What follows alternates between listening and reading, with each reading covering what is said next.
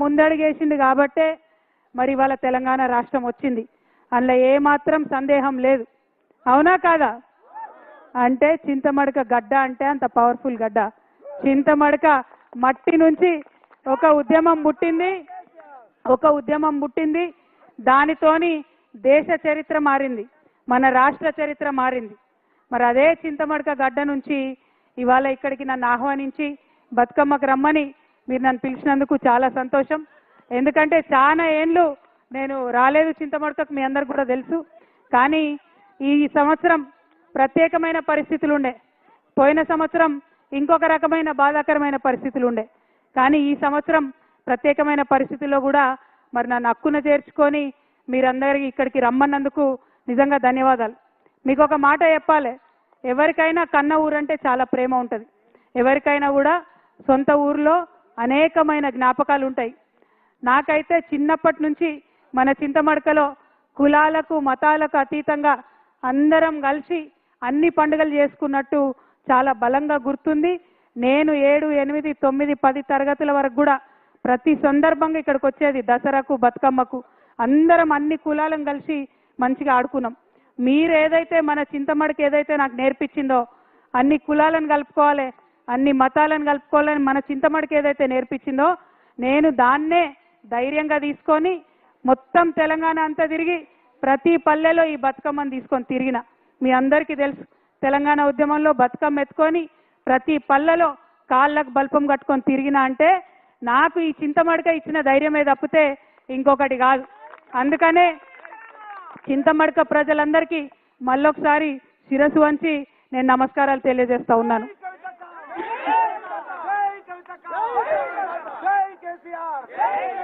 ఉద్యమం లేనప్పుడు కుటుంబంలో నేను చింతమడకకు వచ్చినా పోయిన జ్ఞాపకాలు చాలా ఉన్నాయి.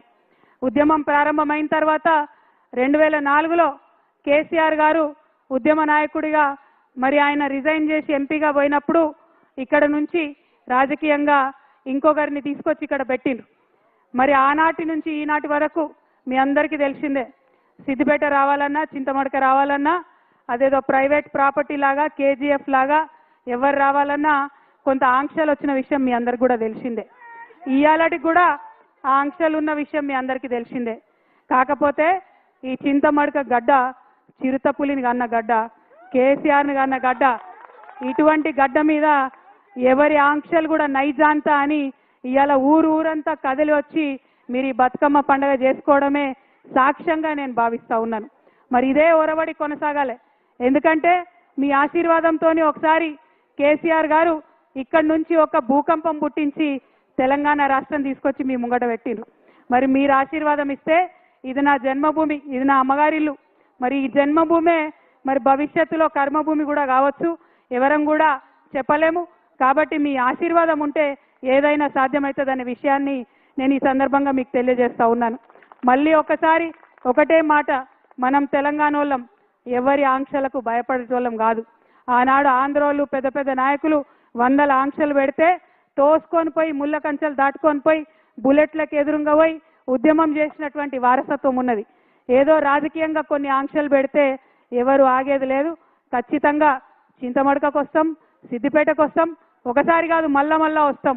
ఆంక్షలు పెడితే ఇంకా ఎక్కువ సార్లు వస్తాం అని ఈ సందర్భంగా తెలియజేస్తూ, మరి ఇట్లా రావడం వల్ల ఇక్కడి నుంచి ఆలోచన చేయడం వల్ల తెలంగాణ ప్రజలకు మేలు జరగాలి.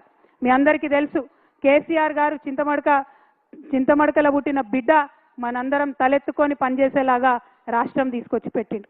మరి చంద్రుడు అని పిలుస్తారు చాలా మంది ఇక్కడ, చంద్రం సార్ అంటారు చింతమడకల.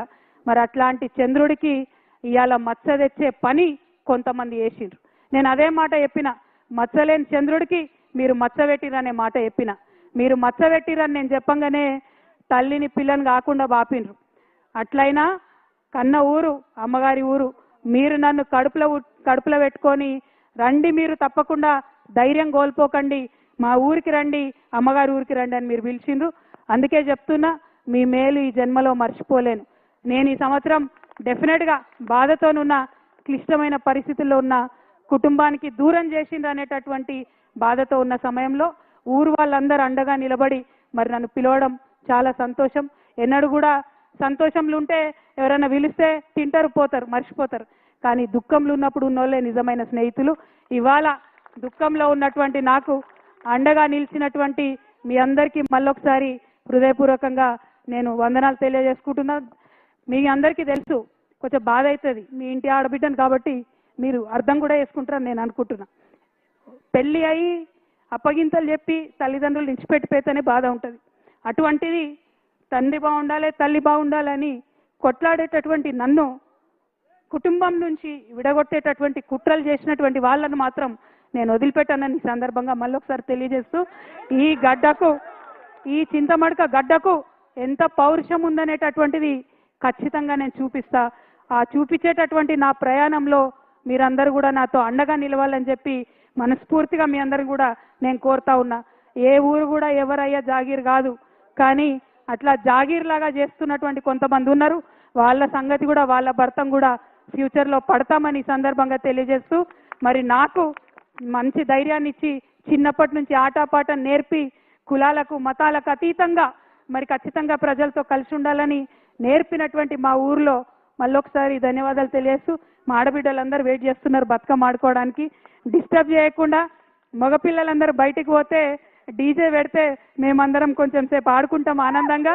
ఎందుకంటే బతుకమ్మ అంటేనే ఆట, బతుకమ్మ అంటేనే పాట. కాబట్టి ఈ ఆట పాటలో మరి మునిగి తేలడానికి వచ్చిన నాకు కొంత మా మగపిల్లల